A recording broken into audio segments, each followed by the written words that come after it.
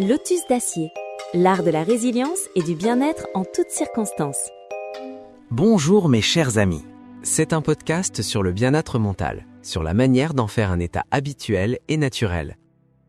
Aujourd'hui, nous parlons de résilience. Et puisque c'est précisément le sujet, il est essentiel de commencer par définir clairement face à quelles menaces, quels défis ou quels événements traumatisants nous devons apprendre à devenir résilients. Pour les hommes primitifs, cette menace pouvait être un tigre à dents de sabre, un serpent ou l'avancée d'un glacier. Mais aujourd'hui, à notre époque, l'un des facteurs les plus significatifs et les plus traumatisants, ce sont les personnes qui nous entourent. Oui, même dans un monde civilisé, il existe des situations difficiles, des épreuves physiques, des maladies graves, la mort soudaine d'un proche, la violence, les attentats terroristes, les guerres. Tout cela sont des facteurs traumatisants qui exigent réellement de la résilience. Mais en temps de paix, dans la vie quotidienne ordinaire, la principale source de traumatisme psychologique est le plus souvent l'être humain lui-même. Oui, le cerveau humain possède des neurones miroirs, ce qui le rend capable d'empathie et d'altruisme. L'homme a créé la société pour se sentir protégé. Mais en plus de tout cela, il existe aussi un diable en l'homme. Et lorsque ce diable se réveille, l'être humain devient dangereux. Vous avez peut-être entendu parler de la célèbre performance de l'artiste Marina Abramović. Elle s'intitulait Rythme Zéro. Cette expérience a eu lieu à Naples en 1974. Dans le studio Mora, Marina Abramović disposa sur une table 72 objets. Les visiteurs pouvaient les utiliser librement, aussi bien les objets que son propre corps. Des ciseaux, une rose, un couteau, un fouet, de l'huile d'olive, un scalpel, un pistolet chargé d'une seule balle. Pendant 6 heures, les spectateurs avaient la possibilité d'interagir avec ces objets et avec l'artiste elle-même, qui se tenait là, immobile. Au début, les gens se comportaient avec retenue, prudence et une légère curiosité. Certains plaçaient une rose dans les mains de Marina, d'autres lui donnaient un verre d'eau. Quelqu'un lui effleurait simplement l'épaule. Rien de menaçant. Mais peu à peu, quelque chose d'étrange commença à se produire. Un homme prit des ciseaux et découpa lentement tous les vêtements de Marina. Un autre retira la rose de ses mains et en la regardant droit dans les yeux, se mit à lui griffer lentement le ventre avec les épines. Marina ne réagissait pas. Elle restait immobile, le regard vide, et sa passivité commença à exciter les spectateurs. Notez bien ceci. La passivité de l'artiste a commencé à provoquer les gens. C'étaient des personnes ordinaires, mais elles avaient changé. On écrivit sur le corps de Marina avec du rouge à lèvres. On la retournait, on la déplaçait, on l'installait sans ménagement dans différentes positions. On la touchait à des endroits intimes. Quelqu'un lui entailla le cou. Finalement, un homme prit le pistolet, le chargea, le plaça dans les mains de Marina et l'appuya contre sa tempe. Ce n'est qu'à ce moment-là que certaines personnes exigèrent immédiatement l'arrêt de l'expérience. Vous attendez des gens de la bonté, de la compassion, de la compréhension, de la justice. Mais il y a un diable en eux. Et il faut être prêt à cela. Cette performance provocatrice est devenue l'une des œuvres d'art les plus choquantes et les plus célèbres. Selon l'intention de Marina Abramović, elle devait montrer d'un côté la vulnérabilité humaine et de l'autre son agressivité. Oui, l'être humain est imprévisible. Parfois, il est trop facile de provoquer à des actes de cruauté. Vous n'avez même pas le temps de comprendre comment cela se passe, cela se produit tout simplement. Il existe plusieurs théories expliquant ce qui s'est passé ce jour-là au studio Mora. Mais aujourd'hui, nous n'allons pas trop entrer dans les mécanismes de l'agressivité humaine. Nous allons plutôt parler de la manière d'y faire face. Plus largement, nous parlerons de la manière de résister à tout facteur de stress, à toute difficulté, à toute épreuve. Un jour, pendant mon service militaire, j'ai dû courir 7 km avec un fusil d'assaut, un masque à gaz, une combinaison épaisse de protection chimique portée par-dessus l'uniforme et un lourd sac à dos dans lequel se trouvaient, entre autres, 2 grenades et des munitions de rechange. À cela s'ajoutaient des bottes lourdes et un casque en acier. Ce n'était pas en France, c'était dans l'un des pays qui se considérait comme un adversaire de l'OTAN.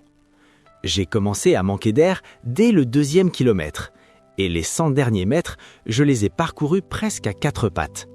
Cela ressemblait à une scène du film de Claude Zidi, « Les bidasses s'en vont en guerre ». Mais à vrai dire, je n'avais pas du tout envie de rire. Je me sentais à la limite entre la vie et la mort. La poitrine en feu, les jambes douloureuses, la vision qui se brouillait. Et pourtant, il existe un endroit où une telle course serait considérée comme un simple échauffement. Avez-vous entendu parler de la célèbre académie militaire des États-Unis à West Point ? Dans cet établissement d'élite, les conditions de sélection sont extrêmement sévères. Chaque année, plus d'1 millier de jeunes hommes et de jeunes femmes sont admis en première année. Durant le premier rate, chacun doit suivre un programme d'initiation spécial appelé Beast Barracks, les casernes infernales. Ce programme est une succession ininterrompue d'épreuves extrêmement difficiles, exigeant aux cadets des efforts physiques et moraux extraordinaires. Il est conçu pour déterminer les limites de leur capacité et leur aptitude à résister dans les conditions les plus dures. À cette étape, ceux qui ne supportent pas la charge sont éliminés. Seuls les plus résistants restent. Vous pourriez penser que ceux qui réussissent sont des super-héros dotés d'une force exceptionnelle. Non, les chercheurs ayant observé les cadets de West Point sont arrivés à une conclusion inattendue. Le succès dans ces épreuves extrêmes ne dépend pas ni des capacités physiques ni des capacités intellectuelles. Les qualités déterminantes sont la persévérance, l'enthousiasme et un esprit indomptable. Qu'est-ce qu'un esprit indomptable ?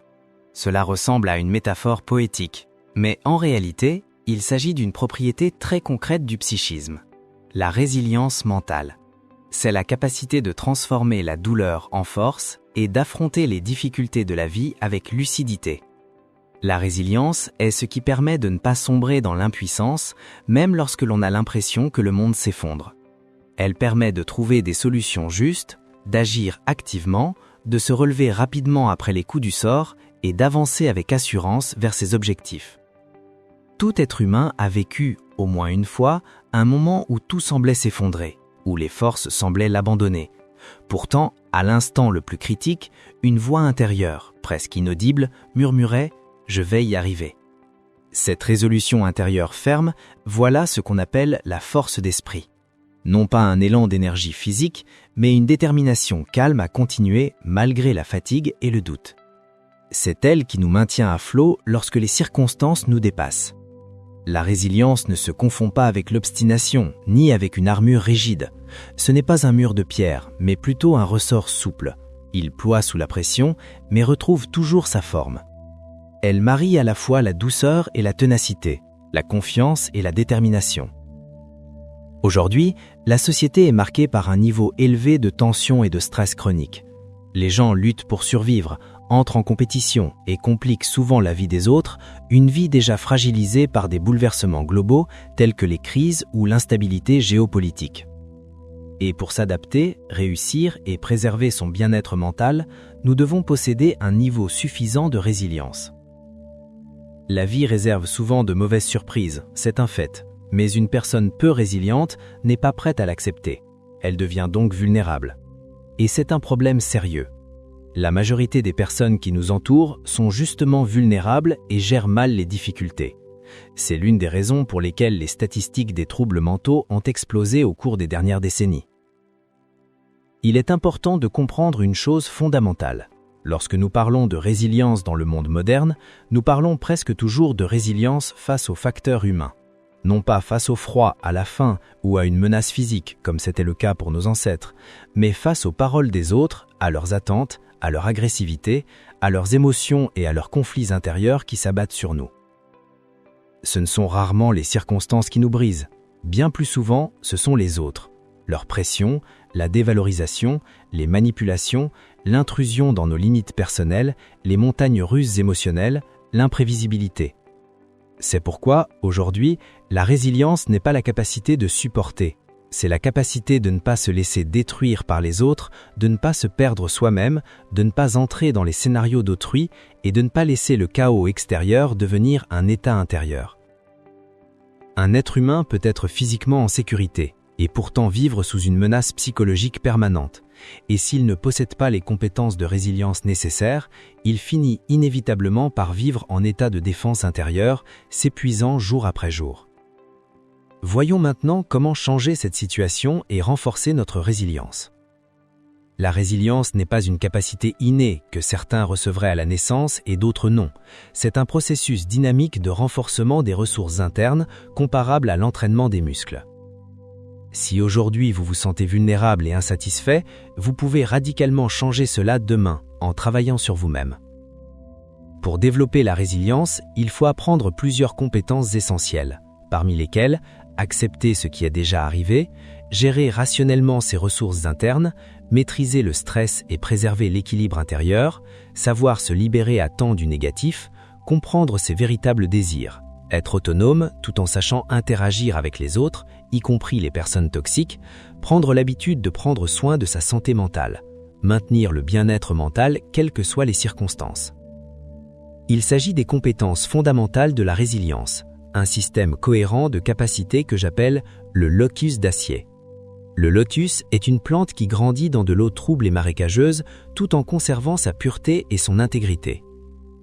L'être humain est vulnérable, mais il peut évoluer et cesser d'être fragile face à des défis même extrêmement sérieux.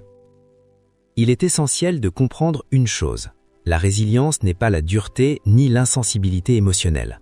Ce n'est pas la capacité à ne rien sentir, c'est la capacité à préserver son énergie et son équilibre, à ne pas se noyer dans ses émotions, à rester soi-même et à ne pas laisser les circonstances diriger sa vie.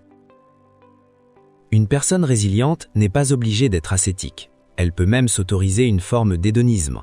La capacité à savourer la vie est une source majeure de sa force. Et sa zone de confort mobile devient son armure.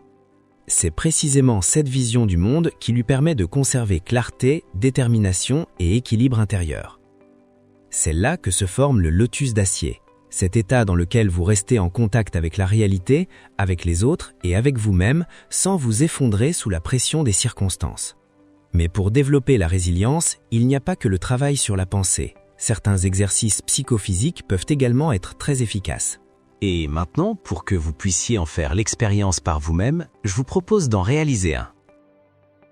Asseyez-vous, fermez les yeux et détendez-vous. Essayez de ralentir votre respiration à 5 ou 6 cycles par minute. C'est un rythme plus lent que d'habitude, mais avec un peu d'entraînement, vous y parviendrez sans difficulté.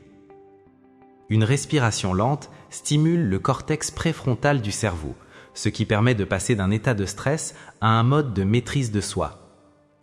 Imaginez maintenant l'immensité vivante de la planète, recouverte de montagnes, de mers et d'océans, emplie d'une force profonde et d'un calme que rien ne peut troubler. Vous faites partie de cette planète, et sa force, tout comme sa sérénité, peuvent se transmettre à vous si vous l'acceptez. Dites-vous, ma respiration est en harmonie avec la respiration de la Terre. Puis portez toute votre attention sur votre souffle. Observez simplement l'inspiration et l'expiration, et elles s'ajusteront naturellement au rythme qu'il vous faut. En restant à l'écoute attentive de votre respiration, répétez plusieurs fois ce mantra, lentement, avec présence. En quelques minutes seulement, vous ressentirez un profond apaisement. Vous retrouverez votre assurance et serez en mesure de prendre des décisions plus réfléchies. Faites-en une compétence et utilisez-la dans votre vie quotidienne.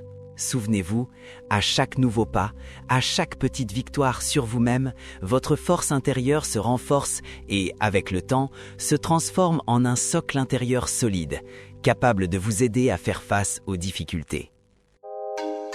Merci d'avoir écouté cet épisode du Lotus d'acier. N'oubliez pas, même dans un monde instable, vous pouvez porter votre zone de confort avec vous.